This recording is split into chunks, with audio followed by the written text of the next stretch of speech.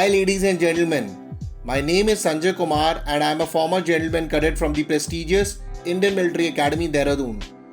I had cleared CDS and got recommended in my first attempt in 2006 and joined the Indian Army. I've also been a defense journalist and worked with Intelligence Bureau. Jai Hind.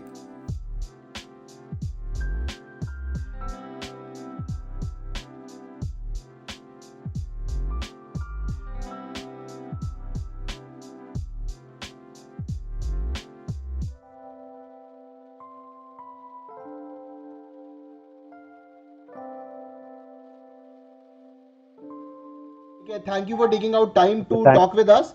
ठीक है, और आप thanks जो a lot. That's an honor to for me to come on this platform, sir. Thank you very much. और जो चीज़ें तुम बताओगे वो बहुत सारे कैंडिडेट्स को हेल्प करेंगी. तो स्वप्निल, पहले हम एक वही स्टैंडर्ड आयु वाला जो क्वेश्चन होता है कि योर स्कूलिंग, कॉलेज, फैमिली, जो तुमने मेरे ख्याल से 100-200 बार प्रैक्टिस कर लिया होगा लाइफ के अंदर, उससे स्टार्ट करते हैं. थोड़ा बहुत अपने बारे में बताओ ताकि कैंडिडेट को पता लगे कि पापा क्या करते थे, मम्मी क्या करती थी, बहन क्या करती थी, घर में किस टाइप की सिचुएशन रही और तुम्हारी डेवलपमेंट कैसे हुई, सो दैट बच्चों को ये ना लगे कि बहुत ही प्रिविलेज्ड घर से तुम आए हो, घर पे बहुत अच्छे. ऐसे कौस्तुभ का इंटरव्यू लिया था मैंने, तो he was coming from an officer family. तुमने मुझे अपने बारे में बताया, तो तुम अपनी स्थितियां बताओ किस तरीके से तुमने इंप्रूव करा ताकि बाकी सारे कैंडिडेट्स को भी इंप्रूवमेंट करने का चांस मिले. और थोड़ा सा मिडल में आ जाओ तुम, थोड़ा सा. हाँ, अब ठीक है. Okay, and yes, sir. So if you can answer the question. Okay, sir. Hi friends. My name is Swapnil Patil. I'm an engineering graduate right now. I've done my engineering in mechanical branch. And to start with my life, I have done most of my schooling in APS Pune only. Because talking about my family, we are a family of four. I have my mother in the house, who's a housewife, and my father is a ex-serviceman from the Indian Army. He was a subedar in the army from the Armed Medical Corps. And he has he has been retired 6 years ago. And I have an elder sister who has completed her microbiology in MSc in microbiology, and right now she is working as a medical coder in a company named AdvantMed over there. So mostly being a army brat, I have done all my education in APS only, and to be more specific, after my second class, I was in APS Pune only till my 12th, and after that I joined Sihangan Institutes for my engineering course. So this education thing, I would like to tell that mostly when you do your education in APS, the kind of interference that you get with all the kind of champs, that is a very invaluable experience that you can say, because you meet people all over India. सारे पूरे India के दोस्त तुम्हें वहाँ पे मिलेंगे, and जिस हिसाब से तुम्हारा उनके साथ interaction होगा, that would be very good. And this kind of secularism is kind of meant to be put in you. You never think about you think about whole of India. And to be more specific, army public school, as you know, most of the children are of the army background only, so kind of frequency matches that are also same. So for my talking about this was for my education thing, and talking about my profession thing, I'm a professional anchor. I do this work on a freelancing period. Means whenever I feel that it's a good event for me, I go for it. Clients approach me, and whatever is the thing that we decide on, that we continue our event. And I've started this profession from my second year of engineering, and I've been into the Pune anchoring market from the last 3 to 4 years. And this is about my profession. The SSBs that I got recommended was for my first attempt, which was my fresher attempt for the 3FSB Gandhinagar for AFCAT entry, and my second attempt was for the naval entry, in which I got recommended. ठीक है, तो पहली चीज तो ये 2.5 से 3 minute का extempore दे चुका है. ठीक है, एक बार भी रुका नहीं, अंग्रेजी में भी बात कर लेता है, हिंदी में भी बात कर लेता है. तो बिल्कुल भी फर्जी कैंडिडेट नहीं है कि ये झूठ बोल रहा है कि इसे एंकरिंग आती नहीं. आप देख लीजिए, 15-20 मिनट का और दे देंगे तो मुझे इंटरव्यू लेना ही नहीं पड़ेगा, ये खुद ही दे देगा सारा इंटरव्यू. ठीक है. सो 2-3 चीजें इसी में से पूछना चाहूंगा. पहली चीज, स्वप्निल पाटिल, तू ये बता कि पापा सूबेदार थे. ठीक है, अभी इससे Yes, पहले sir. कौस्तुभ का इंटरव्यू लिया, पापा ऑफिसर है एयरफोर्स के अंदर. Okay. और तू Yes, आर्मी sir. स्कूल में पढ़ा जहां पर अफसर के बच्चे भी थे और नॉन कमीशन अफसर के बच्चे थे. काफी सारे बच्चों को ये लगता है कि फौज में जुगाड़ लगता है अगर तुम्हारे मम्मी पापा फौज में अफसर है. दूसरा, उनको लगता है कि अगर पापा सूबेदार है या छोटी रैंक्स पर है तो रेकमेंड नहीं होंगे. इस चीज को थोड़ा बच्चों को बताने की कोशिश कर कि ये कितना बड़ा मिथ है. ओके तो अगर सर इस चीज़ पे बात करने के लिए हम जाएंगे तो माय डैड बीइंग अ सूबेदार he has no idea about SSB and everything like this so it's a complete devotion of you and yourself and correct इसके करेक्ट अंदर जिन लोगों को ये लगता है कि ये जुगाड़ टाइप है तो ये अगर मेरे को आज का तो पता नहीं बट शायद मेरे पैदा होने से पहले ये सारी चीज़ें चलती हों बट आज के ज़माने में talking about the last 1 decade this thing is not going to apply anywhere because there are lots and lots of people that I know either they might be in any organizations I won't name any तो वो बहुत से हैं जिनके dad they are on the higher post in government officials you can say in the army also IAS भी हैं किसी किसी के डैड तो these people are also trying for it so if you can say and there are many of them whose parents are also in politics तो अगर तुम सोच रहे हो कि किसी भी लेवल पे जाके एक जुगाड़ लग सकता है एसएसबी के अंदर तो ये चीज it is not possible because for your SSB getting recommended, you need the yes of all three peoples. That is your site, किस पे this जुगाड़ GTO लगाओगे? and everyone. एंड तुम किस किस को जाके वहां पे इतना बड़ा बोर्ड बैठा हुआ है एज यू पीपल नो जितने भी कॉन्फ्रेंस आउट हुए हैं तो कॉन्फ्रेंस के अंदर लोग कितने बैठे हुए हैं तो क्या तुम उन सारे लोगों तक अपना जुगाड़ लगा लोगे बिकॉज सर इवन अगर तुम ये भी कह देते हो कि चलो मैं आई एम द दुनिया के सबसे इंपॉर्टेंट इंसान से मैं जुगाड़ लगवा लेता हूँ तो भी यार वो प्रेसिडेंट को एक आध टाइम पे हाँ करवा देगा बट बाकियों को मतलब this is not practically possible this is never going to happen correct correct so I also need to tell that कि जैसे आज जुगाड़ नहीं लगता है पहले भी कभी लगता था इसके पैदा होने से पहले भी नहीं लग रहा था ठीक है तो वो लगता ही नहीं है दूसरी चीज है इसने बोला कि ये फादर के साथ अलग अलग जगह ट्रैवल करता था मतलब जैसे पोस्टिंग्स आई होंगी उसके बाद स्कूल में अलग अलग लोग मिलते थे he spoke about secularism which is basically the feature of social adaptability के अलग अलग लोगों से मिलकर सोशल अडेप्टेबिलिटी कोऑपरेशन की फीचर ऑटोमेटिकली आती है ठीक है तो basically he has been a फौजी ब्रैट ठीक है तो उसका इसको फायदा हुआ तो फौजी ब्रैट अगर चाहे आप ऑफिसर के बच्चे हो या फिर आप नॉन कॉमर्शियल ऑफिसर के बच्चे हो आपको जो एसएसबी के लिए प्रिविलेजेस है वो सारे के सारे मिलेंगे आप प्रोवाइडेड आप उनको लेना चाहते हो ठीक है और उसके अंदर की जैसे कि लास्ट हमने जब कौस्तुभ का इंटरव्यू देखा वो ऑफिसर का बेटा था और वो पढ़ा सेंट्रल स्कूल में अब ये पढ़ा एपीएस के अंदर तो आप जरा देखिए वो स्कूल से भी कोई फर्क नहीं पड़ रहा है एज अ कैंडिडेट वो मेहनत करने को तैयार था अभी इसने आपको अपनी एंकरिंग के बारे में बताया तो इस एंकरिंग की एक स्टोरी है जो मैं चाहता हूं स्वप्निल आपको बताए कि उस एक स्टोरी के अंदर कितने OLQs इसके पैदा होते हैं और उसकी वजह से कितनी इसकी आधी एसएसबी की तैयारी इसकी एसएसबी की तैयारी एफकैट के फॉर्म भरने से नहीं हुई थी बहुत पहले से स्टार्ट हो गई थी तो स्वप्निल वो जरा अपनी एंकरिंग वाली स्टोरी बताओ इन सबको Okay, so this story kind of life event started जबकि मैं मेरे 10th या 11th में था उस टाइम पे we had this tradition जितने भी APS में होंगे जो भी इंटरव्यू देख रहे हैं those all people can relate कि इन APS का full form army public school है आर्मी पब्लिक तो in army public school Pune there was this tradition कि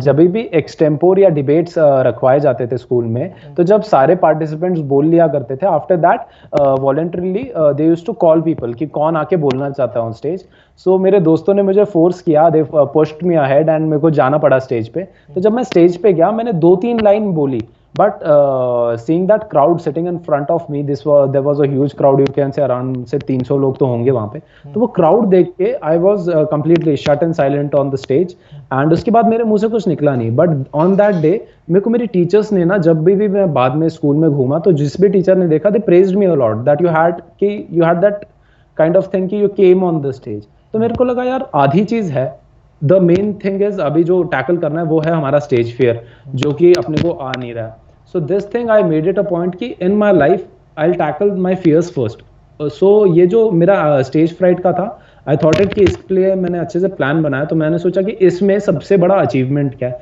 तो अचीवमेंट था कि अगर तुम एक पब्लिक स्पीकर एक मोटिवेशनल स्पीकर या एंकर बनते हो तो विद दिस मैंने पता किया कैसे कैसे क्या करना है and I started my anchoring in my second year first year के सेकंड सेम में ही मैंने चालू कर दिया था ये profession and I was only like a month I did it in my college 1-2 events उसके बाद I directly got into the market I started my events with Hindustan Unilever limited I am currently working with Maruti Suzuki Nexa उनका मेरा मतलब अच्छा लंबा contract है उनके साथ मोस्टली इवेंट्स होते हैं and apart from that there are various companies Bank of New York Mellon and all those things various clients are there जिनके साथ काम होता रहता है and to talk about OLQs जो कि inbuilt हुए मेरे अंदर so it's very simple for people who say कि हमारा factor 1 अच्छा नहीं है कि हमारा planning and organizing ये सारी चीजें कैसे सीखें तो यार these things you can't learn it in one day, ये तुम्हारे अंदर रोज इनकलकेट होगा। एंड एक नॉर्मल इंसान का, मुझे मेरे जैसे इंसान का OLQ कहाँ से चालू होता है कि मैं जैसे क्लाइंट से डील करता हूँ कि उसके अंदर इन द केस अगर हम कोई नेगोशिएशंस कर रहे हैं या फिर knowing about your client and responsibly conducting the whole event, कि भाई उनकी फीलिंग्स कहीं हर्ट ना हो जाए। कभी कभी किसी इंसान के लिए अगर मोटिवेशनल टॉक दे रहे हो तो किसी का एक बुरा इंसिडेंट भी तुम्हें उस मोटिवेशनल टॉक के अंदर बोलना पड़ता है, तो वो उस बुरे इंसिडेंट को भी तुम उस लहजे से बोलते हो या उतनी ध्यान से बोलते हो कि उस क्लाइंट को हर्ट ना हो। तो ये सारी चीजें भी, एंड वेरी सिंपल यार, इफ यू पीपल गाइस, अगर कोई सब्जी लेने जाता होगा तो हमारा प्लानिंग एंड ऑर्गेनाइजिंग वहां से चालू होता है कि हम टमाटर नीचे नहीं डालते, हम सबसे नीचे आलू डालेंगे, फिर प्याज ब्यूटीफुल डालेंगे, फिर example Swapnil, beautiful example, very good, carry on. Exactly. तो दिस प्लानिंग एंड ऑर्गेनाइजिंग इतनी छोटी छोटी चीजों से चालू होगा कि यार अगर गाड़ी ठंड में अभी खड़ी है, सुबह निकाल रहे हो, तो पहले किक नहीं मारते हो, पता है गाड़ी ठंडी पड़ी हुई है, पहले किक अपना स्टार्टर नहीं देते हो, पहले तुम किक मारोगे तब थोड़ा गर्म होगा। तो these are your planning and organising.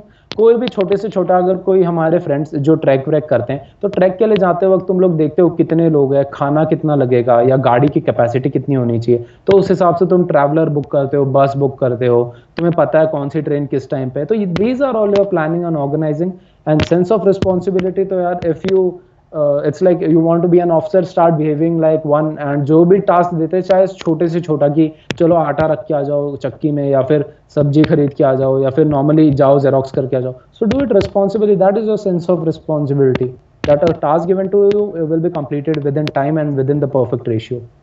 ठीक है, तो स्वप्निल ने आपको इसका एक आंसर एक्सटेम्पोर से कम नहीं है, ठीक है। And then you guys need to see that he was not getting trained for the SSB, he was मतलब trained for the SSB in the sense AFCAT के बाद तैयारी नहीं कर रहा था, इसकी तैयारी बहुत पहले से स्टार्ट हो गई थी। एक्सटेम्पोर का एग्जांपल दिया कि क्लास 11वीं के अंदर इसे बोला गया कि स्टेज पर जाकर आप ऊपर बोलो, अरे बोल नहीं पाया, ठीक है। तो उसके बाद कुछ बच्चे होंगे जो छोड़ देंगे कि यार नहीं इसमें पढ़ना नहीं है। इसने उस प्रॉब्लम को उस टाइम पे आइडेंटिफाई करा, और सेकंड ईयर यानी कि 11th के अंदर ये इंसिडेंट हुआ, 12वीं फर्स्ट ईयर सेकंड ईयर 3 साल के अंदर इसने एंकरिंग स्टार्ट कर दी प्रोफेशनली।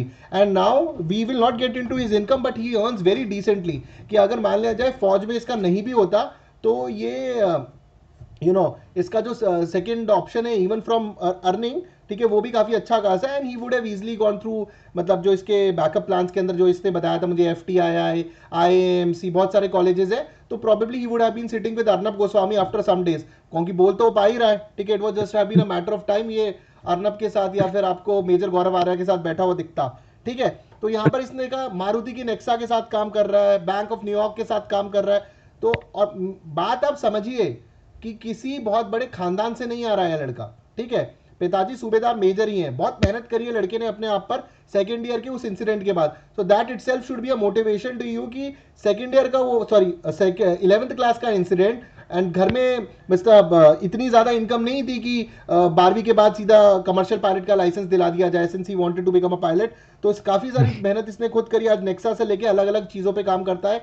और उसके बाद ही ऑल्सो डज, तुमने मुझे कुछ संगीत के बारे में बताया था, वो भी तुम करते हो, संगीत एक्टिविटीज ऑल्सो यू टेक, ठीक है, ठीक है। For personal and big clients अगर मिलता है, तो पर्सनल एंड बिग क्लाइंट्स के लिए अगर कोई उनके फंक्शंस होते हैं, तो संगीत एंड शादी में जो हमारा एंकरिंग होता है, so that's a very high level event, high and event, तो वो भी हो जाते हैं कभी कभी सर। तो देख लो ये क्या क्या नहीं कर रहा। और इफ आई स्वप्निल, ये जो पैसे तुम्हारे पास आते हैं ऑब्वियसली घर में पिताजी के साथ फैमिली में कंट्रीब्यूट होता ही होगा, इसमें तो डाउट ही नहीं है मुझे। ये तो होता है सर, वैसे तो मतलब like dad has planned everything well, उन्होंने उनके वर्किंग करियर में थोड़ा सेव किया उस टाइम पे, we had to cut on things, हमें बहुत सी चीज़ें एडजस्ट करनी पड़ती थी, but it was his planning कि अगर अभी बचाएंगे तो शायद बाद में सही हो, and it was his good decision कि उस टाइम पे बचाया, इसलिए आज हमने खुद का घर बना लिया, एंड हमारा इंजीनियरिंग में, दीदी का माइक्रोबायोलॉजी में MSc कराना एंड ये सब, so he had a very good planning, जिसकी वजह से अभी उनका इनकम सोर्स बड़ा स्टेबल है। तो फैमिली में एज इन सेंस इनकम का कभी प्रॉब्लम नहीं होता, बट माइक ठीक कर लो, ये माइक की वजह से चरचर आवाज आ रही है। ओके सो एज इन सच उसमें कोई प्रॉब्लम नहीं होता फैमिली में, बट जो मम्मी का साइड है या पापा का साइड है, जो गांव वाली साइड हम बोलते हैं, मेरे मामा या जो भी हैं, तो जैसे कि मैं I belong from Sangli Satara से, मतलब मेरा सातारा मॉम का साइड है एंड सांगली डैड का साइड है। तो यहाँ पे जैसे कि आप लोगों को पता है कि क्रॉप फेलियर्स होते हैं, तो जो मामा के जो फार्म्स है, तो वहाँ पे जब क्रॉप फेलियर हुआ था तो I had to give amount of 80,000 rupees. तो फिर भाई मतलब आई किसानी डिसाइडेड है कि वही है जहाँ पर अभी फ्लड्स भी आए थे, सर, ये राइट? Sir recent sir. तो इरिस्पेक्टिव ऑफ द फैक्ट कि ये इसने अपने एसएसबी में ये बात बताई कि नहीं बताई, पॉइंट ये है कि द एसओआर इसका ऑलरेडी काफ़ी डेवलप्ड है। कि जैसे मामा को 80,000 या 1 लाख रुपए का अमाउंट देना था, उसने दिया क्योंकि वो खुद काम कर रहा था, सेव कर पा रहा था तो दिया। ठीक है, तो काफ़ी सारे फैक्टर्स आप देखिए सेकेंड ईयर से डेवलप हो गई ये चीज़ें कि घर के अंदर कंट्रीब्यूट करना है अपार्ट फ्रॉम। और बाय द वे इसके इंजीनियरिंग के मार्क्स भी ऐसे नहीं कि engineering, how much have you scored in your engineering? Sir my engineering का लास्ट ईयर का परसेंटेज इज 82%, बट हाँ टू तो देखो कंक्लूडेड 82% और वो 80,000 रुपए दे रहा है, तो भाई पढ़ाई में भी अच्छा है लड़का, उसके बाद घर पे contribution, he is like an apt candidate. ठीक है कि सर, सारी, बट अगर 4 साल का एग्रीगेट है तो 4 साल का एग्रीगेट इज 70% ओनली सर। ठीक है ठीक है, फोर्थ ईयर का 82 है, ठीक है ठीक है, बाय बैक योर पार्डन। तो आप वो देखो 70% भी उसने करे हैं, 70% is still very high marks. मेरी ग्रेजुएशन से तो बहुत ज्यादा ही मार्क्स हैं उसके। ठीक है, तो और उसने आपको 2-3 चीजें और बताई कि ऑर्गेनाइजिंग एबिलिटी, उसने जब उससे ऑर्गेनाइजिंग एबिलिटी की जब बात आती है तो ऑर्गेनाइजिंग एबिलिटी उसका रियल टाइम एक्सपीरियंस था क्लाइंट से बात करने का। भाई जो क्लाइंट कौन है, जो उसे पैसे दे रहा है और पैसे देकर इसे काम कर रहा था, तो ये सारी चीजें उसे करेक्टली बता रहा था कि भाई कि ये हो सकता है। रियल लाइफ टाइम सिचुएशन थी जब क्लाइंट इसके सर पे चढ़ के खड़ा हो जाएगा कि आपने ये नहीं करा, आपने वो नहीं करा, या फिर जब ये एंकरिंग कर रहा है वहां पर कुछ प्रॉब्लम हो गई, माइक काम नहीं कर रहा या कोई इंसिडेंट हो गया। तो इसने तो रियल टाइम एग्जांपल्स दिए कि इसके पास था। जब अगर आप पढ़ाई कर रहे हो या फिर आप जब ग्रेजुएशन में कर रहे हो, तो इसी टाइप के आपको पास भी चीजें होनी चाहिए कि आपने इस फेस्ट को ऑर्गेनाइज करा, या फिर आप पार्टिसिपेंट भी हो, then also you need to have a curriculum like this. ठीक है, तो यहां पर इसने अपना थोड़ा बारे में बताया। तो next thing which I want to ask you Swapnil, how did you prepare for psychology GTO and IO, though you told you started a long time back? मतलब तुमने ये नहीं सोचा था कि मैं जीटीओ और आईओ की तैयारी कर रहा हूँ एक्सटेम्पोर से, बट एनी स्पेसिफिक थिंग तुमने तैयारी करना स्टार्ट करा, या क्या तरीका होना चाहिए एक कैंडिडेट के लिए? Okay, so sir talking about my preparation sir, पहले तो जब तक मैं रिटर्न कर रहा था, रिटर्न के लिए प्रिपेयर कर रहा था, I didn't had much of a view upon SSB. तो मैंने पहले रिटर्न के लिए प्रिपेयर किया, but as in when I completed, I had given, जिस दिन एफकैट का एग्जाम था या आईनेट का था या सीडीएस था, तो जिस दिन मैं वो एग्जाम दे देता था उसी के बाद से मेरी तैयारी चालू हो जाती थी। I didn't wait for the results. तो उसके बाद सर तैयारी in the sense I had started, मेरी ऐसे एज इन सच मैंने कोई कोचिंग नहीं लिया, तो जो भी गाइडेंस था it was from, since I am NCC candidate, I am CSAT from air wing 3 Maharashtra squadron. So जो मेरे कमांडिंग ऑफिसर थे, he used to take continuous of, like you can say, हर संडे परेड के बाद वो आधे घंटे का एक गाइडेंस का, वो यू कैन से कि he used to take a lecture और टॉक अपॉन लाइक 30 मिनट्स। तो उसमें वो बताते थे कि पीपीडीटी होता है, टैट होता है, ऑल द रूल्स की इसमें ऐसा ऐसा ये होगा। सो एक जस्ट दे देते थे कि what is going to happen in your SSBs. So with that जब मैंने यूट्यूब पे या पैरेलली इंटरनेट पे सर्च किया तो मेरे को पता चला स्टोरीज है, ये वो है। तो मैंने जो 2-4 स्टोरीज थी अपनी, तो वो मैंने प्रैक्टिस किया एज इन सच, बस स्टोरी लिखता था एंड उसके बाद मैं उसकी तरफ देखता नहीं था, बिकॉज इट्स वेरी एडवाइस कि अपनी स्टोरीज लिख दो, don't start analysing them because it is someone else's job. वो साइकोलॉजिस्ट खुद कर लेगा। एंड जो भी स्टोरी लिख लो एक बार लिख दो और छोड़ दो उसको। ऐसा मत सोचो कि मैं गूगल पर की सारी स्टोरीज लेके उस पर आइडियाज बना दूंगा एंड वहां पे परफेक्ट कैंडिडेट, परफेक्ट स्टोरी बनाने के चक्कर में मत रहो। भाई एग्जैक्टली, बिकॉज आइडियलाइजेशन के पास जितना जाओगे तो उन्हें पता है कि in that moment of time कोई भी परफेक्ट स्टोरी नहीं बना सकता है, एक के बाद एक के बाद एक, और graph is going to go down, that is very much biological and logical. तो फिर उस चीज में I used to only try कि मैं ये कर पाऊँ। मैंने बस स्टोरीज प्रैक्टिस किया थोड़े से, एंड थोड़े से वेरी मच थोड़े से, I can take the numbers, you can say, मैं डेली बेसिस पे आप 2-3 दिनों में 1-2 स्टोरी प्रैक्टिस कर लेंगे, so that would be healthy and fine for you. Weight भी मैंने थोड़े से प्रैक्टिस किए थे। वैट मैंने एज इन सच अपना वैट प्रैक्टिस नहीं किया, वैट एंड एसआरटी के लिए मैंने राइटिंग स्पीड प्रैक्टिस किया। तो या तो मैं जब सुबह हिंदू एनालिसिस कर रहा हूँ या फिर लेक्चर्स देख रहा हूँ तो जल्दी जल्दी नोट्स बनाना या स्पीड बढ़ाना खुद की, तो फिर वही करके फिर कुछ वैट और एसआरटीज प्रिपेयर किए and I went for it sir. GTO के बारे में ज़्यादा कुछ आइडिया नहीं था, यूट्यूब पे जो 1-2 वीडियो देखे थे कि कैसे रखते हैं, कहाँ रखते हैं, तो उसी से बस गया। And to be more real, मैंने अपना जीटीओ मेरे पीजीटी में सीखा, जो कि पहला टास्क होता है जीटीओ का। तो मैंने पीजीटी में देखा कि लड़के कर कैसे रहे, एंड उसके बाद जब एक बार आइडिया आ गया क्विक ग्रास्पिंग स्किल्स थोड़ी फास्ट हैं, तो वो आइडिया आ गया, तो आई मेड इट श्योर कि हाफ ग्रुप टास्क में एंड मेरे कमांड टास्क में मैंने फिर इंटेलिजेंस दिखा के आई डिड इट। तो GTO तो मैं ऑन SSB सीखा हूँ मेरा, but the GTOs over there in your SSB they will give you so clear instructions कि प्रॉब्लम बिल्कुल भी नहीं होगा उसमें। मतलब वो इतने क्लियर इंस्ट्रक्शंस देते हैं कि प्रॉब्लम यू वोंट फेस, तुम्हें समझ आ जाएगा क्या कैसे करना है मुझे। यही तो प्रॉब्लम है, इंस्ट्रक्शन समझते नहीं है ना, अपना दिमाग लगाते हैं। ठीक है, That is the golden key, that listen to the instructions carefully and follow them faithfully, because those people are so clear, because before saying their instructions sir they say कि मेरे instructions बोलने के बाद as in such तुम्हें कोई doubt नहीं होगा, but अगर किसी को doubt होगा he may stand up and ask। तो फिर वो इतने clear instructions होते हैं कि you get to know everything what you have to do in your task। ठीक है। आयो आयो सर, आयो तो मेरा यही सबसे एडवाइस रहेगा कि एक आध टाइम स्टोरीज अगर कम प्रैक्टिस कर रहे हो चलेगा, बट प्रैक्टिस और PIQ, मतलब PIQ के फॉर्म मिलते हैं, तो अपने जो PIQ का इंफॉर्मेशन होगा वो इतना ज़्यादा आप लिखो कि जो जिंदगी में किया है वही लिखो, जिसके बारे में पता है वही लिखो, because your PIQ is your 50% of SSB। Every your interviewing officer, your psychologist, GTO सबके पास एक एक कॉपी जाता है, एंड फिर उस पर ही तुम्हारा बात होगा मेनली। तो जो तुम्हारा PIQ होगा उसे अच्छे से करो, because mostly he is going to revolve around your PIQ। And जैसे कि आपने कहा sir, set of questions that your 10th 12th rapid fire is going to come, that is a very normal thing. 10th 12th your dad, your family and everything, so that is generally there। and apart from that, in my interview thing, he was more interested in my hobbies and my profession, that is my anchoring thing, so he mostly revolved around it। and few technical questions were like since I'm an NCC cadet, so he asked me what are the forces which are applied on a aircraft and every excuse me।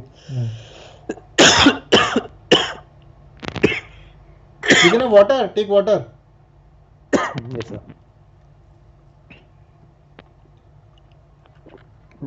So he asked me कि एक aircraft पे क्या क्या forces लगते हैं and all those things, and normal political questions की Madhya Pradesh being a landlocked state, तो कौन कौन सी स्टेट्स उसके साथ बॉर्डर शेयर करती हैं and there Capitals and all those things. Mostly तो ज़्यादा उसमें नहीं हुआ, बट GD में जो कि टॉपिक्स थे दे वर लाइक जो इंटरनेशनल टॉपिक्स क्या रहे GD के। GD में सर एक था कि मतलब it was like that every nation being a nuclear power now, तो फिर जो इंडिया के एनिमीज है लाइक वी से चाइना एंड पाकिस्तान, जो कि मेजर हब्स हैं फिलहाल न्यूक्लियर के, तो at this point of time is a full fledged war okay for resolving the conflicts, या बातों से तुम सॉल्व कर सकते हो, या उनके साथ अपनी यू कैन से जो भी नई पॉलिसीज बना रहे हो बाय टॉक और बाय वॉर, और बाय यू कैन इवन से कि प्रॉक्सी वॉर्स। सो इसमें से बेस्ट मेथड कौन सा है, डिस्कस अपॉन इट। एंड उसके अलावा एक और था कि when if it is a child who has just graduated, so when he is looking for a job, will he look for a suitable income, a quick growth or job satisfaction? So put your views upon that। तो ऐसे ऐसे कुछ topics थे sir. और lecture rate sir, my Air Force lecture rate that was very much not given a choice, but एक ही topic था, because मेरे को 4 topics आए थे जिसको मुझे अच्छे से पता है। One was Indian economy, on which मेरे को स्टैटिस्टिक्स याद करने में थोड़ा प्रॉब्लम होता है, तो इतने स्टैटिस्टिक्स याद नहीं थे, that's why I didn't go for Indian economy. Apart from that it was Indian space program, so apart from Chandrayaan 2 I knew everything, but to speak only upon Chandrayaan 2 is not to speak upon Indian space program, so मैं वो भी avoid किया। The third one was BPO, जो मेरे को बाद में पता चला कि मेरे को BPO से बोला कॉल सेंटर के बारे में बात करना है, so I wasn't sure about that, तो I didn't speak upon BPO। And finally it was festivals of India, so मैंने फेस्टिवल्स ऑफ इंडिया पे बोला। And sir in lecturette I think कि ये मैटर नहीं करता कि तुम कितना बड़ा टॉपिक या इंपॉर्टेंट टॉपिक ले रहे हो, इंटरव्यू अपना lecturette is a thing which is मतलब अगर तुम आर्मी से रिलेट करते हो इस चीज को, तो ये बस इतना है कि once you are an officer tomorrow, तो अगर तुम्हारे सामने जो जवान है, हाँ, तो जो तुम्हारे जवान है, तो अगर तुम्हें एक मिशन का ब्रीफ उन लोगों को समझाना है, तो तुम कितना लेमैन लेवल पे जाके उन्हें इजीली समझा पा रहे हो। तो whatever topic you choose, either a hard topic or easy topic, that is your stats are not important, but the way you deliver your topic to the people, उन लोगों को ये समझ आना चाहिए कि फेस्टिवल्स ऑफ इंडिया है क्या, या क्रॉस बॉर्डर टेररिज्म ये चीज है क्या। So that is the main motive of lecture. Second topic क्या था लेक्चरेट का तुम्हारा?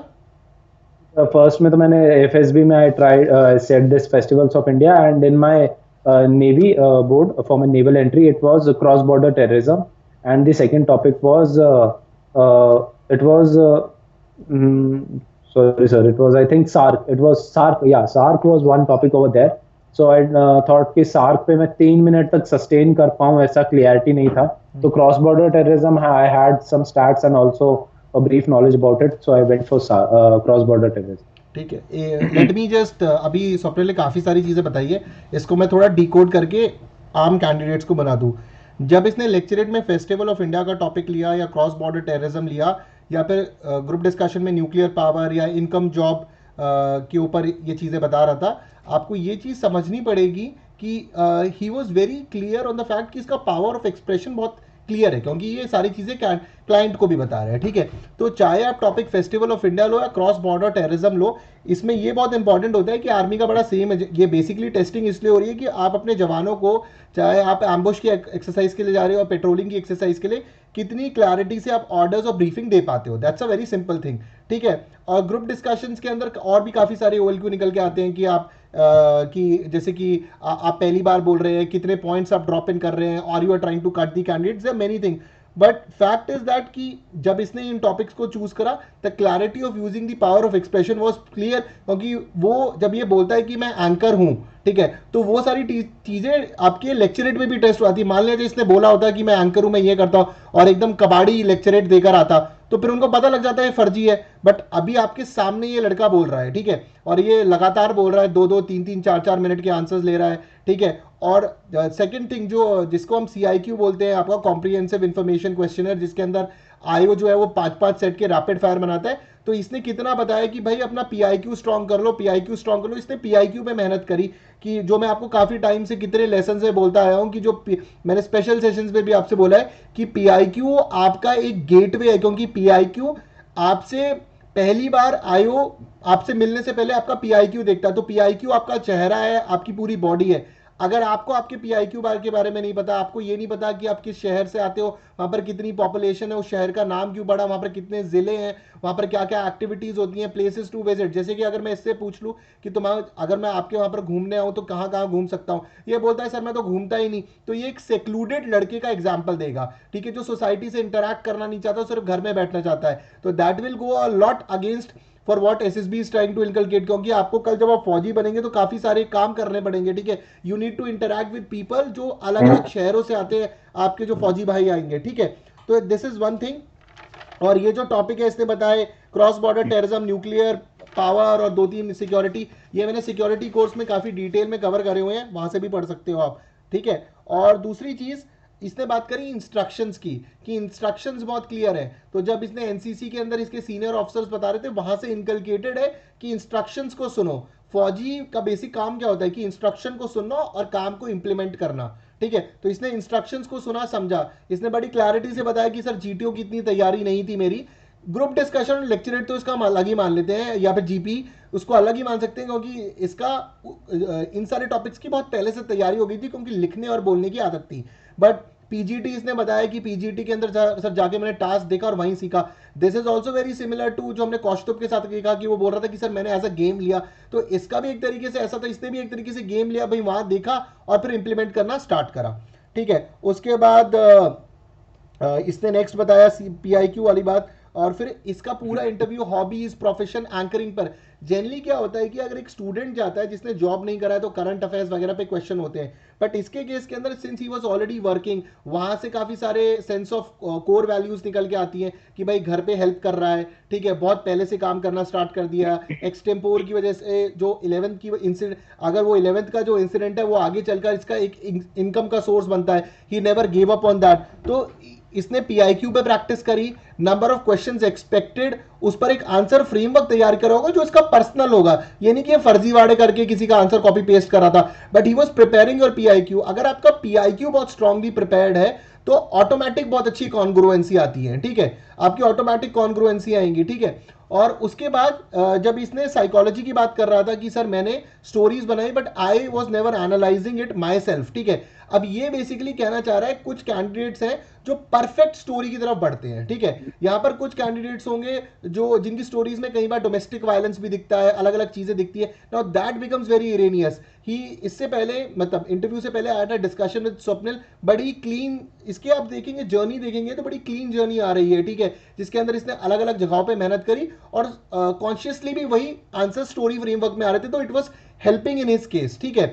सो it will also depend from candidate to candidate. मान लिया जाए अगर एक फोटो देखकर आप लिखते हो कि यहाँ पर पति पत्नी को मार रहा है, तो then that is a problem, ठीक है, because then it is your attitude being shown out there. आप उस प्रॉब्लम को टैकल करने के लिए क्या कर रहे हो, that's a separate thing. Obviously इसको हम और डिटेल में बात करेंगे व्हेन इट कम्स टू, जब जब मेरा कोर्स आएगा उस पर मैं डिटेल में बात करूंगा। बट आपको ये समझना पड़ेगा कि यहाँ पर स्वप्निल भी अपने हिसाब से अपनी मेहनत खुद कर रहा था, ठीक है।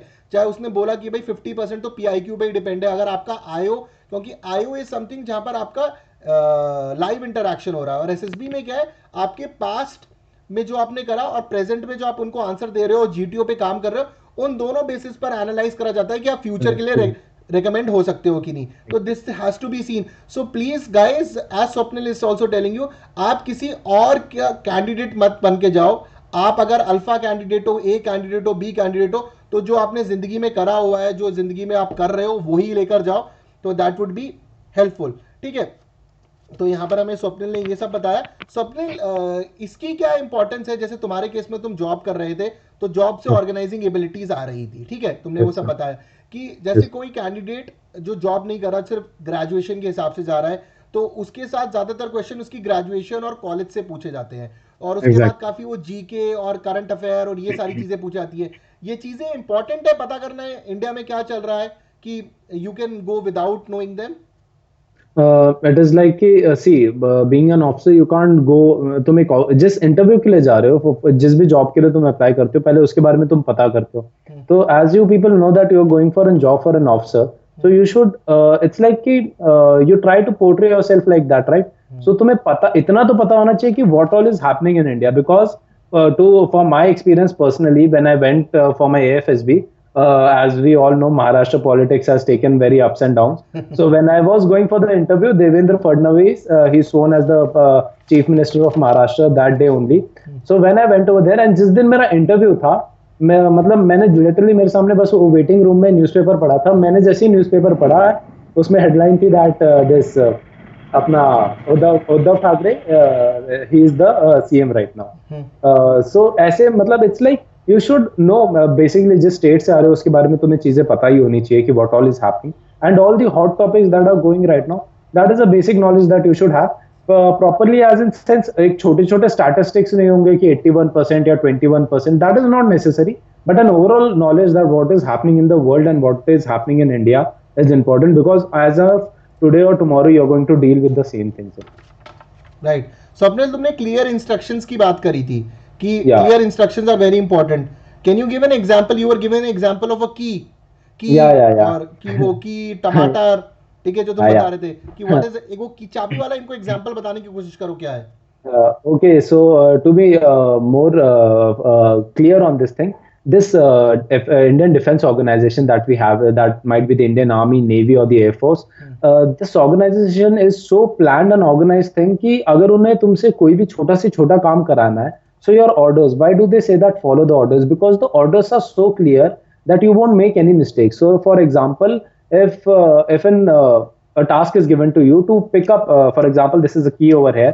So if they want you to pick up this key and keep it over there, so the kind of instructions that you'll get will be like this, that pick up this key, keep it in your hand, move to this position, keep it down, leave your hand and come back to your position. So this is the kind of clarity in instructions that you're going to have, कि उसके बाद ना तुम्हें कोई doubt होगा, and जिस हिसाब से अगर तुम अकॉर्डिंग टू द इंस्ट्रक्शंस चीजों को फॉलो करते हो, so you will never go wrong, मतलब कहीं गलत जाने का स्कोप ही नहीं छोड़ रहे हो तुम्हें। स्वप्निल, तुमने इंस्ट्रक्शंस की बात करी, इंस्ट्रक्शंस के लिए बहुत इंपॉर्टेंट है कि पावर ऑफ एक्सप्रेशन बहुत क्लियर हो तुम्हारा, क्योंकि पावर ऑफ एक्सप्रेशन वीक है, तो इंस्ट्रक्शंस को बताना, जैसे कि तुमने जैसे पीपीडीटी करा, पीपीडीटी के बाद स्टोरी बतानी है, रेसिटेशन कैसे होना उसका तुम जाकर बताओगे, similarly group discussion, lecturettes. So do you think it's the command over the language helps? Command over language is important? Yes, it's like specifically. Yeah. So if you have a command over your English language, it is going to give you an upper hand. But it's like see, for the people, there are many students who are मतलब you right now don't need to junior. Be Shashi Tharoor, पहले बता देना चाहता हूँ, शशि थरूर नहीं बनना है, but basic command तो आनी चाहिए, बेसिक अंग्रेजी तो आनी चाहिए. हाँ, exactly sir. Survivable English is important because right right. for people coming from South India also, अब हमको लगता है सर उन्हें इंग्लिश आती है, बट कैसे होता है वो भी सर्वाइवेबल इंग्लिश, बाकी मतलब कुछ कुछ कैंडिडेट्स होते हैं जो survivable English, so even that is fine, but with complete Hindi to go into SSB interviews आज के टाइम पे sir that is not possible, because even the नहीं, बहुत टाइम से पॉसिबल नहीं है वो. नहीं सर, बिकॉज पहले तो मतलब कहा भी जाता था कि हिंदी में तुम अगर दे रहे हो तो प्योर हिंदी में दो, बट सर अभी के टाइम पे वो तो in your instructions only they say that if in case अगर आप कहीं पे स्टक हो रहे हो so go on to Hindi but reverse back to English as soon as possible. So knowing English is important for SSB sir, because as in tomorrow तुम उसी language में ऑपरेट करोगे. ठीक है, तो स्वप्निल ने आपको ये भाषा के बारे में तो बता ही दिया, और भाषा का जहाँ तक मुझे पता है, जैसे मैं 2006 मार्च रिकमेंडेड हूँ 34 एसएसबी इलाहाबाद, तो मेरे टाइम पर भी यही था कि अगर किसी को प्रॉब्लम है तो वो एक सेंटेंस हिंदी में बोले, बाकी अंग्रेजी में बोले. तो मेरे टाइम पे भी मुझे कोई से ने बोला था कि पहले होता था, ये पहले कब होता था आज तक पता नहीं है. ठीक है, ये सिर्फ मैंने मतलब ये 2006 की बात कर रहा हूँ, ये 13 साल बाद रेकमेंड हो रहा है. ये भी यही सुन रहा था 2006 में भी, मैं भी यही सुन रहा हूँ, मैंने सिर्फ इंग्लिश में ही देखा है होते हुए, तो वो क्लियर कर दूं आपको. 13 इयर्स वाला भी वो चला ही आ रहा है अभी तक. ठीक है, तो that was one thing. One more thing, यहाँ पर he was being an NCC candidate. ठीक है, और एनसीसी कैंडिडेट के अंदर मैं बताना चाहूँ, I think he should only tell what is his NCC story than me. आपको इसकी एक और ऑर्गेनाइजिंग एबिलिटी के बारे में पता लगेगा, और इसके फैक्टर्स के बारे में पता लगेगा कि कैसे खोज कर इसने चीजें निकाली. Can you tell me about your entire NCC story? Okay, so to talk about my NCC story, this started in my second year of engineering. I enrolled into NCC because I wanted to complete my NCC with my final year graduation, so that दोनों इतनी congruency में होते कि even if I wanted to apply for direct entries like NCC special entry, तो मेरे हाथ में मेरी engineering की डिग्री होती. But in case अगर मैं फर्स्ट ईयर से ही चालू कर देता तो एक साल वो C सर्टिफिकेट बस लेके बैठना पड़ता. I couldn't apply it because I didn't had my degree for it, for my engineering degree. So that is where I had my planning before joining NCC. And when I came into NCC, this was also a good kind of advice from my senior also. And even I realized it that being an engineering student, I couldn't give as much time as a normal student can give it to the NCC career. That it's like जितना ज़्यादा time तुम unit में रह सको या camps organize कर सको and all those things. So मेरा ये पहले से ही planning था कि I'll do as much as camp जितने मतलब जरूरी है मेरे लिए सरवाइव करने के लिए, एंड थोड़ा सा मतलब kind of getting small you can से 1 or 2 batches on my chest. I just plan for those camps. एक डिसेंट लेवल पे एनसीसी करो, सी सर्टिफिकेट बी सर्टिफिकेट्स में अच्छे मार्क्स स्कोर करो पढ़ाई करके कैंप्स करके, and then with your good grades in C certificate you can apply for the forces. I always had a dream to join the forces. तो मेरा वो four side जो था वो मेरा बस फोर्सेज की तरफ था. And even my senior also said कि कैंप में अगर जा रहे हो, एंड जैसे कि सारे जितने भी एनसीसी कैडेट्स ये सुन रहे होंगे तो उन्हें पता है कि before going to any camp your this PI staff only, जो तुम्हारा इंस्ट्रक्टिंग स्टाफ होता है वही तुम्हें बताता है कि go for this camp only and only in this condition अगर तुम्हारी स्टडीज हैम्पर ना हो. बिकॉज हर एनसीसी के यूनिट का सीईओ यही पहले बोलता है कि एकेडमिक्स आर फर्स्ट. सो अगर you can manage your time in your studies and your camps very pretty much well, then it is very good. You please do go for camps. But in case if you know कि अगर इस camp के जाने के बाद मुझे यहाँ पे फिक्स बैकलॉग या मेरे मार्क्स कम हो जाएंगे, अगर ऐसा कोई केस है तो I think we should give much higher priority to our academics, because even the staff over there tells you कि एकेडमिक्स आर हाई. एंड जबकि अगर तुम एकेडमिक्स को अगर आज हाई ये करते हो, अगर हाई प्रायोरिटी उन्हें देते हो, तो यू नो कि for any entry you need approx 60% plus other than CDS. most of the entries require 60% and above only. तो वो चीज के लिए प्लान करो, plan your future good, and because your NCC career it is going to develop habits and good organizing abilities in you, and use them in your future careers. There's no need to hamper your studies path. Correct. have water. Yes sir, pardon sir, I have some cough, तो उसकी वजह से हो रहा होगा. कोई नहीं. तो again some picking up points. इसने एनसीसी सेकेंड ईयर में ज्वाइन करी, और since he was a engineering graduate, देखिए जॉब भी कर रहा था. जॉब करने के बाद 70% भी मैनेज करी इसने, और तीसरी चीज़, इसने एनसीसी में सी सर्टिफिकेट लिया but he couldn't go for lot of camps, he was managing. इसने ये भी देखा कि एकेडमिक्स भी हैम्पर नहीं होने वाली, अगर कोई ग्रेजुएट मतलब नॉर्मल ग्रेजुएशन कर रहा है he might get more time, तो ही वाज ऑर्गेनाइजिंग दैट कि भाई मेरे को ये भी देखना है कि पढ़ाई हैम्पर ना हो। और इसके college, if I am correct, you did not have NCC in your college? No, sir, I didn't have NCC in my college. I applied it for open entry. खुद NCC हेडक्वार्टर जाके पता किया था, तो पता चला कि ओपन एंट्री से भी जा सकते हो। तो पर्सनली वहाँ पे जाके दोस्तों के साथ फॉर्म भरा, and then they had their running का टेस्ट, पुशअप्स का टेस्ट, एंड छोटा सा इंटरव्यू भी लिया था, मतलब हमारा पीआई स्टाफ ने, and hence we were selected sir.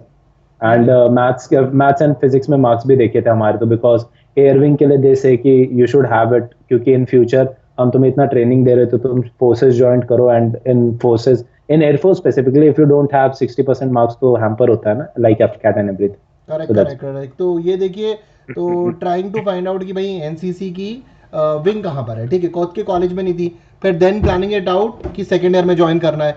तो ही वाज, जो आप एसएसबी की तैयारी सोचते हो, फौज ज्वाइन करने की तैयारी आप करते हो प्रॉबेबली 4th ईयर के अंदर जाकर, ये सेकेंड ईयर से स्टार्ट था, ठीक है। So that was a very good point. और I think he also told me कि इसने एनडीए के एग्जाम्स दिए थे, और एनडीए के एग्जाम्स इसके क्लियर नहीं हुए, इसने कुछ कोचिंग की फीस भी भरी और वहाँ पर नहीं हो पाया। तो ही वॉज वेरी क्लियर। सी काफ़ी सारे कैंडिडेट से मैं पूछता हूँ एनडीए में क्या हुआ, तो बोलते हैं सर पापा ने ज्वाइन नहीं करने दिया, एग्जाम नहीं हुआ। आई थिंक हाँ, पापा ने ज्वाइन नहीं करने दिया, एग्जाम नहीं हुआ, but he was very clear, sir नहीं हुआ तो नहीं हुआ, and he was very clear in the interview about that, ठीक है। तो क्या बोलते हैं, तुम्हें लगता है कि इंटरव्यूअर को, आयोग को पागल बनाया जा सकता है? नो सर, वहां पे जो भी बैठे हुए उन्हें पागल बनाने के लिए तुम्हें शायद 2 जन्म लग जाए उतना एक्सपीरियंस गेन करने के लिए, because those people sitting over there, they have passed lakhs and lakhs of candidates under their eyes. हजार, कुछ करोड़ स्टोरियां देख ली होंगी साइकोलॉजिस्ट ने, इतने हजारों 2000 कैंडिडेट्स एक इंटरव्यूअर ने देख लिए होंगे। सो मतलब हर कोई अपनी फील्ड में दिग्गज समझता है, but once you come to the real ground to play the game, you know that people sitting over there, you can't make them make a fool out of them.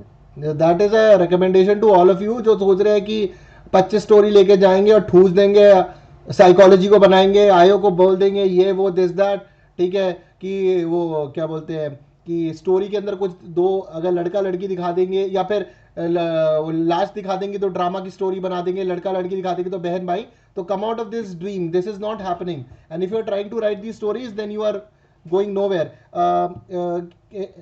Swapnil, इन तीनों टेस्ट के time पे specifically IO और GTU में लगा, तुम्हें कभी लगा कि हाँ भाई अब रेकमेंड होने वाला हूं मैं, या कोई ऐसा इंसिडेंट जब तुम्हें लग रहा था कि अब बहुत हाई चांसेस है? Okay sir, so talking about this, मेरा जो एफकैट जब क्लियर हुआ, तो मेरा पहले से एनसीसी का, मेरा लाइफ का पहला एंट्री जो आया वो एनसीसी एंट्री था, जो कि 16 दिसंबर की मैंने डेट ले ली थी इसी साल की।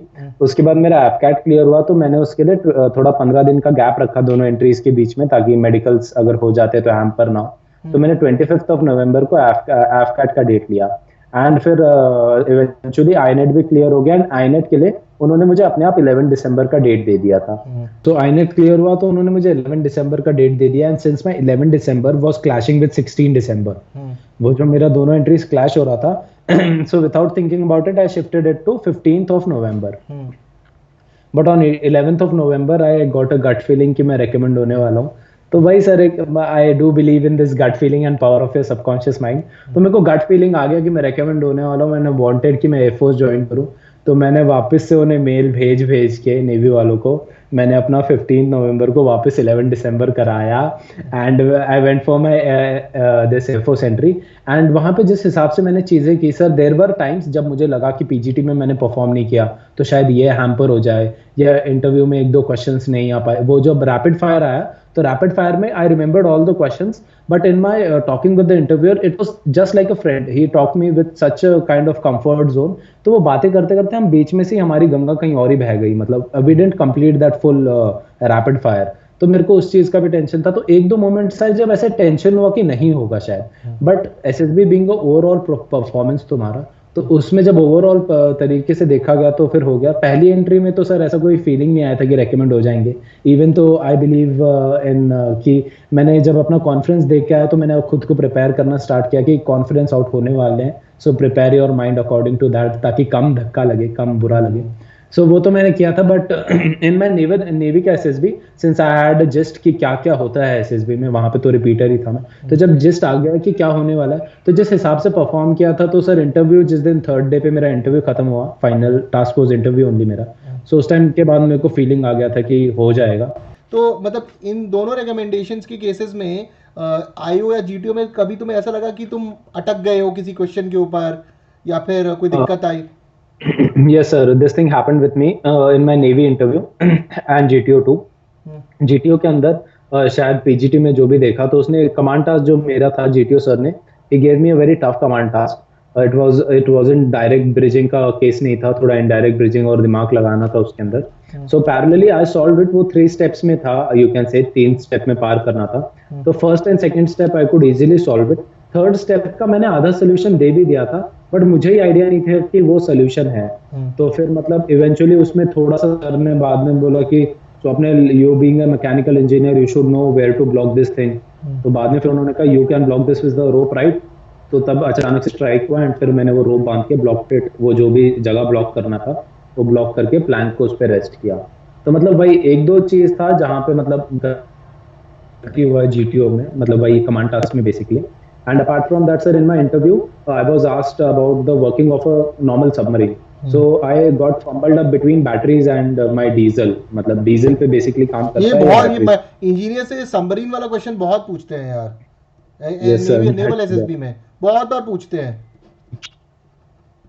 हाँ, go ahead. Yeah. So sir, that happened and apart from that, sir, वो एक पंगा हुआ and also sir, naval in my navy interview I was asked a lot about all the aircraft things कि force कौन कौन से लगते हैं, टेक ऑफ के टाइम पे फ्लैप्स कैसे रहते हैं, because sir in my NCC we had a good chance, a good luck। तो पूछा ही जाएगा तुमसे। एंड लास्ट में सर एयर विंग से भी बीच बीच में बंद हो गया था बिकॉज सॉर्टीज बंद हो गई थी and we were lucky enough कि हमारे बैच को सॉर्टी मिला एक SW-80 का। तो उसका जब सॉर्टी मिला हमें तो मतलब उन्हें पता चला कि मैंने फ्लाई किया। तो if you fly in aircraft तो तुम्हें पता ही होना चाहिए कि कैसे फ्लाई करता है। तो बेसिकली मेरे से पूछा गया कि टेक ऑफ के टाइम पे क्या क्या होता है, तो मैं बताया कि सर फ्लैप्स के बारे में, एलिवेटर्स के बारे में। सो उन्होंने कहा अच्छा ठीक है। So these were kind of questions जिसमें थोड़ा अटका भी था, but the way I handled them was more important I think. तो यहाँ पे स्वप्निल ने हमें काफ़ी सारी चीज़ें बताई, ठीक है। कहीं कहीं पर वो टेक्निकल क्वेश्चंस में अटका, कहाँ पर वो आंसर्स देने की कोशिश करता रहा, ठीक है। And just to tell you that he knows a lot of languages also. For example मतलब he knows Marathi, Hindi, English तो है ही। इसके जो किराएदार हैं वो बिहारी हैं, तो भोजपुरी बोलते हैं। तो he has picked up 60 to 70% Bhojpuri also. तो यहाँ से भी आपको कैंडिडेट का OLQ एक पता लग जाता है। ये बताए या ना बताए वो बात अलग है, but you know how is picking up things, ये सारी की सारी चीज़ें आपके साइक में दिखेंगी, टैट में दिखेंगी, GTO टास्क में दिखेंगी, IO में दिखेंगी, ठीक है। सो किसी भी कॉन्फ्रेंस के अंदर कुछ तुमसे डाउटफुल कुछ SRT या क्वेश्चन पूछा गया, या कोई एक ऐसा SRT जो इम्पोर्टेंट लगा तुम्हें? Sir as in such conference में तो मेरे से when my AFCAT conference was there, so sir the difference that I felt over there was कि मेरे को अंदर बुलाने से पहले they took a lot of time. तो पता नहीं या तो उनका टी ब्रेक होगा because even one of the SSS went to the washroom, so we can't conclude कि क्या हुआ होगा। but before calling me it was a break of around 15 minute के बाद मुझे अंदर बुलाया गया एंड मेरा कॉन्फ्रेंस सर सबसे छोटा चला, 8 सेकंड मेरा कॉन्फ्रेंस चला था। I was just called in। मैं जैसे ही अपनी सीट पे बैठा कहीं से तो आवाज आई बिकॉज स्पीकर्स थे शायद, तो पीछे से आवाज आई गुड मॉर्निंग की। तो मैं फंबल डाउन नहीं हुआ उस टाइम पे, मैंने आगे जो प्रेसिडेंट बैठे थे मैंने कहा good morning and I sat down on my chair. So it was instructed to us कि जिसके सामने भी इंडियन एयरफोर्स का फ्लैग रखा होगा पूरे कॉन्फ्रेंस में, he is going to ask you questions, so you may only look at him and there's no need कि तुम बाकियों की तरफ देखो। तो उतने में ही क्वेश्चंस चालू हो गए। He was like, what all games did you play? So I said, sir, I played TT, badminton, carom and learned some basketball tricks also. And he said, then the very next question was, so will you go back with good memories? And I was like, yes sir. So he was like, okay, thank you Swapnil, you may leave। So मेरे से ना खाना पूछा ना रहना पूछा। So this thing was happened in my AFCAT conference and I came out, but in my Navy conference it went for a good time। In that, sir, I was asked mostly about my professional anchoring wala thing, because in my interview of Navy, professional anchoring इतना पूछा नहीं था interviewer ने, थोड़ा थोड़ा पूछा था। तो कॉन्फ्रेंस में मेरे से क्लेरिफाई किया गया कि what all types of event do I do, so that was there. And as in such SRTs तो सर इंटरव्यू में हुआ था मेरे साथ कि मुझे, जैसे कि आपने कहा था सर, बात हुई थी कि मेरे को बोला गया कि what is the kind of problems जो इसमें होती हैं तुम्हारे एंकरिंग के प्रोफेशन में। एंड उन्होंने कहा समझो एक प्रॉब्लम ऐसे हो गई कि you are right now on the stage and अचानक से भीड़ के बीच में एक बंदे को, मतलब जो भी तुम्हारा क्लाइंट है उसकी फैमिली में से एक बंदा है जिसे बुरा लग गया, तो और अब वो उठ के ऑब्जेक्शन कर रहा है इस चीज पे, दैट ही इज सेइंग कि you have said this wrong, so how are you going to tackle it. तो मैंने कहा first of all sir I try to make the, मैं पहले तो समझूंगा कि उस इंसान का प्रॉब्लम क्या है, किस चीज के बारे में बुरा लगा। If it is really my mistake तो मैं तो उस पर अपोलोजाइज करूंगा, but the interviewer was trying to press hard upon it, so he said no no he is not going to agree, वो समझ मान ही नहीं रहा है, उसे झगड़ा ही करना है। तो मैंने कहा sir in that case most of the times what we do is we go off the stage, हम स्टेज से नीचे उतर जाते हैं एंड हम जाके पर्सनली बात करते हैं, ताकि क्या होता है whenever you are on the stage everyone is looking at you, you are the center point of attraction, so if you tackle this event on your mic तो वो कैसे हो जाता है, पूरी दुनिया के लिए तमाशा बन जाता है वो। तो if it is going to, you know कि ये थोड़ा डीप जाने वाला है, so either तुम अपने साथ वाले एंकर को उसका मतलब जोक्स वोक्स में लगा के या फिलर्स में लगा के नीचे जाके टैकल करते हो, और एल्स अगर तुम अकेले ही हो तो मैंने कहा sir you will go down, you will have a talk with him, what is the real problem, if it is a real mistake of yourself there is no harm in saying sorry, but अगर वो तभी भी नहीं मारे तो further procedures हम करेंगे उनके साथ, बट ऑन स्टेज हम नहीं करते हैं सारी चीजें, बिकॉज वी नो दैट हमारे जो भी प्रेजेंटेशन है on stage that is our main job. तो ऐसे करके टैकल किया था सर। देखो ये स्वप्निल का, अब वो ना घिसे पिटे सिलेंडर वाले एसआरटी नहीं आते हैं, ठीक है, उसकी लाइफ से पूछा गया है। स्वप्निल तुमने देखा होगा कि तुम्हारे साथ जो कैंडिडेट रिकमेंड हो रहे हैं, फ्रेंड भी तुम्हारे बहुत रिकमेंड हुए हैं, आजकल रियल लाइफ टाइम एसआरटी पूछते हैं। वो जो जो एसआरटी का टेस्ट होता है वो वाला नहीं होता कि पर्स खो गया तो क्या होगा, वो तुमसे एग्जैक्टली तुम्हारी लाइफ में पूछ लेते हैं और उससे सच और झूठ यूं पकड़ में आ जाता है। तो साइकोलॉजी में तुम कितना भी रट के लिख कर आए हो और real time life time SRT कुछ और बोल रहे हो तो फट से पकड़ा जाता है। Am I correct in this? Yes, yes, so this is totally correct. And whatever, whenever you want to face your SRTs or any picture in TAT, it is just like कि never run away from the problem. जैसे कि आपने कहा sir, लोग dead body को drama बना देते हैं या लड़की को भाई बहन बना देते हैं। So whatever is happening in your real life, like domestic violence is happening, there are people who are loving each other. So you can write those in your stories. There is no need to run away from the problem. Because they are existing in the society. Yeah, because to be an officer, you need to face the problem. So whatever SRT comes your way, face it and give it a practical solution. Being a normal इंसान, तुम जो दे सकते हो practical solution वो दो, कोई super human वाला भी नहीं चाहिए एंड कोई रटा रटाया भी नहीं चाहिए। Just to clear one fact, when he says कि डोमेस्टिक वायलेंस हो रहा है या लव स्टोरी हो रही है कुछ, तो इसका मतलब ये है कि ये सोल्यूशन देकर आया, ये प्रॉब्लम छोड़कर नहीं आ गया। Late me just correct it Swapnil, पता चला ये सब डोमेस्टिक वायलेंस की स्टोरी लिखकर आने लग गए, ठीक है। उसे जो स्टोरी लगी, उसने प्रॉब्लम देखी, भाई ये प्रॉब्लम है, उसके अंदर वो पुलिस के पास जानी है कि वकील के पास जानी है कि ह्यूमन राइट्स के पास जानी है, उसने सोल्यूशन भी देकर आया। ये नहीं कि वो मनगढ़ंत बिना सोल्यूशन की स्टोरी लिखे जा रहा था वहां पर, ठीक है। तो let me just clear that, otherwise कुछ और समझेंगे ये बच्चे, ठीक है। Answer to be more important, जब भी टैट की स्टोरीज अगर कोई लिख रहा है तो एक ही एडवाइस रहेगा कि इंट्रोडक्शन जो तुम्हारा रहेगा, that what led to this situation, write it थोड़ा सा, मतलब your introduction and your ending will be only 25%। जो तुम्हारा ये मेन बॉडी रहेगा ना, उसका सोल्यूशंस रहेंगे। जैसे आपने कहा कि कैसे किया, अगर you are saying that he worked hard and he cleared the exam, so psychologists don't like vague details. You have to clearly mention that he worked hard, he solved all the previous year question papers, उसने अपना study time divide किया, तो जब उसमें भी तुम्हारा planning and organizing, बच्चे ऐसे लगते हैं ना, sir he was Hrithik Roshan, he then that 5 minutes of song and he got recommended. That's the problem.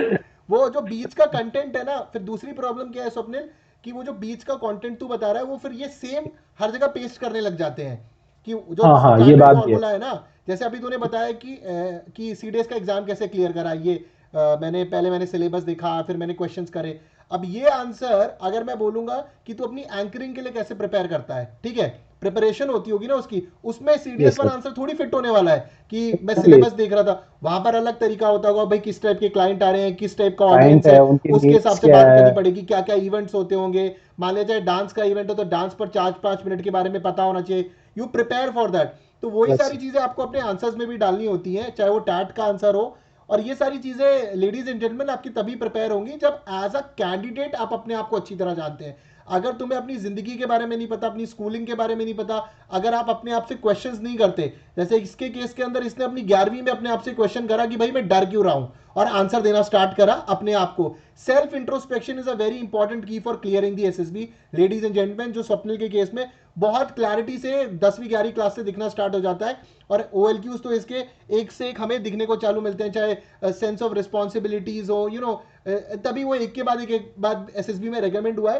And I am very hopeful that कि अगर इसका if he clears the CDS, CAPF, any of these examination, his chances of recommendation in those SSBs would be pretty much high, so that मतलब अगर अभी CDS इसका clear हो जाए आने वाला, तो I am very sure you would be seeing him probably getting trained under wing commander Abhinandan sir. ठीक है, That would be a very big of kind of respect to me, sir. Getting तो trained under that. Last question, मैंने तुम्हारा बहुत sir खा लिया आज, ठीक है, Okay, कि sir. तुमने खुद काफी सारी मेहनत करी स्वप्निल, इसमें डाउट ही नहीं है, you have worked a lot. Did any of the courses from me और from any other educator on an academy तुम्हारी हेल्प करने में रहे, कि तो तुम्हारी हेल्प, तुम्हारे एसएसबी की हेल्प या एग्जाम में हेल्प करने को मिली तुम्हें? So sir, it was like I joined an academy for my written preparations only. मुझे तो पता भी नहीं था कि इस पे एसएसबी का होता है, जो कि eventually मुझे पता चला. So mostly जितना भी मेरा मैथ्स का सेक्शन हुआ, it was completely with Sandeep sir's courses, जो मैंने complete किया उसके अंदर, because वो unitary method से पढ़ाते हैं, जैसे कि वो अपनी ad के अंदर भी बोलते हैं that I teach by unitary method, so you don't need to remember the formulas.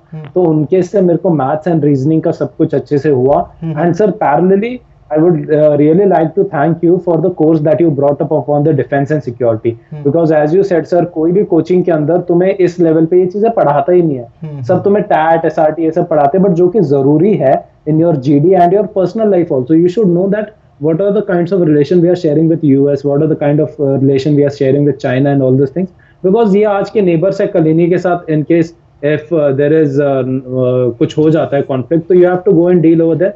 So sir, these courses of your security वाला तो was top notch only.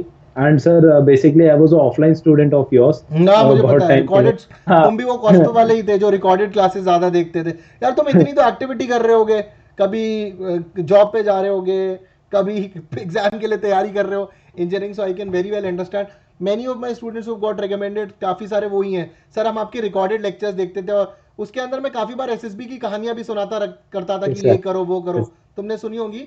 तो लेडीज एंड जेंटलमैन, अभी सिंस मैंने सिक्योरिटी पे ही कोर्स लिया था और SSB पे कोर्स नहीं लिया, many of candidates like Swapnil have told कि सर आप प्लीज आईओ पे कोर्स लो। तो माय कोर्स इज स्टार्टिंग, ठीक है, my course is starting on this crash course, ये इस कोर्स का नाम है crash course for SSB interview tips and tricks. इसको मतलब इसका दूसरा नाम भी है चक्रव्यूह of SSB Arjun penance intelligence and IO, क्योंकि मुझे जहां तक लगता है कि जो एसएसबी है वो एक चक्रव्यूह की तरह ही है, जिसे क्रॉस करना पड़ता है। एंड सम ऑफ देम तो पहली स्टेज पे ही मर जाते हैं, सम ऑफ देम अभिमन्यु की तरह कॉन्फ्रेंस आउट हो जाते हैं, और फिर कुछ स्वप्निल की तरह अर्जुन है जो पूरा ही क्लियर करके आते हैं, एक बार नहीं दो बार क्लियर करते हैं, ठीक है। तो यहाँ पर this would be my course, ठीक है, जिसके अंदर ये तो आप मुझे देख ही सकते हैं गौरव आर्या सर के साथ 3 स्ट्रक्चर्ड कोर्स रहेगा आपका।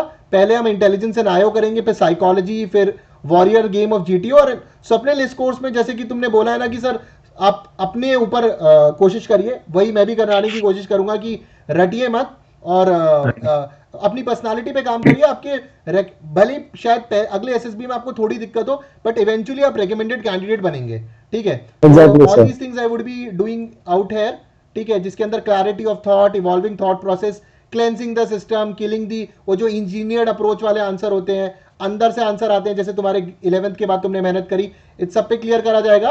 एंड सिलेक्टेड इंटरव्यूज भी करूंगा मैं, ताकि कैंडिडेट्स को हेल्प मिले, जैसे कि मैंने अभी मुनीश, वैभव और प्रेरणा का करा। बिकॉज अगर मान लिया जाए जैसे कि मैं अभी तुम्हारे साथ इंटरव्यू कर रहा हूँ, ऐसे ही मैं कैंडिडेट्स के साथ 1.5-2 घंटे की इंटरव्यू कर रहा हूँ, जिसके अंदर पूरा PIQ लेकर बैठता हूँ, तो उससे उनको काफी पता लग जाता है कि कहाँ से क्या क्या चीजें आ सकती हैं। तो these are certain things, so you guys if you are interested you can take enrollment in my upcoming SSB course, ठीक है। यहाँ पर आप मुझे देख सकते हो, referral code and everything is given. And simultaneously my course on 400 MCQs for CDS AFCAT is also coming, जो आपको एग्जाम क्लियर करने में काफी ज्यादा हेल्प देगा, ठीक है, तो ये सारी चीज़ें आपको अनअकैडमी के मेरे प्रोफाइल वगैरह से मिल जाएंगी। और स्वप्निल, धन्यवाद, ठीक है, for Thanks taking a out lot. Time and giving us so many things in detail.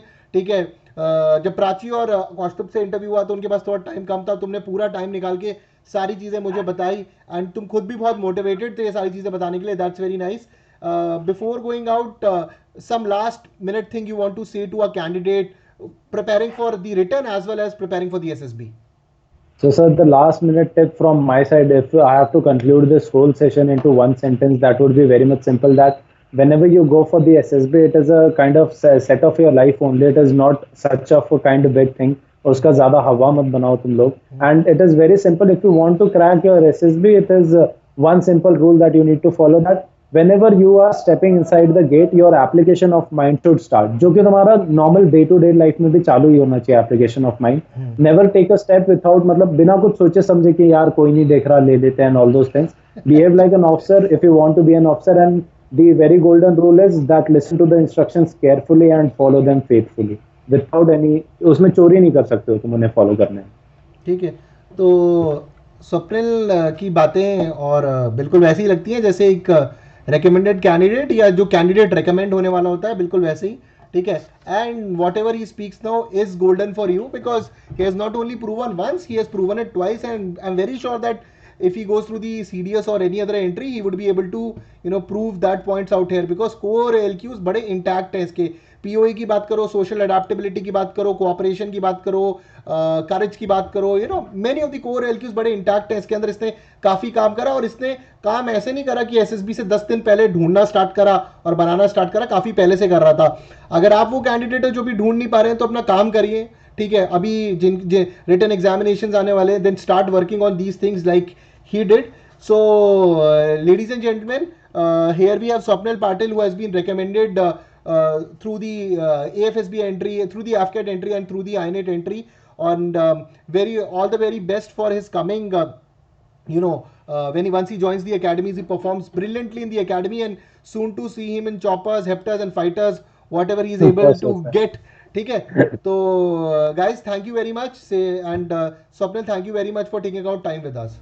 Yes, sir. Thank you, sir. Thank you. I hope you guys enjoyed the video. Kindly like, share and subscribe, and do follow me on Instagram, Twitter and Facebook for dedicated guidance on various defense, CAPF and other examinations. All links have been given in the description. Jai Hind.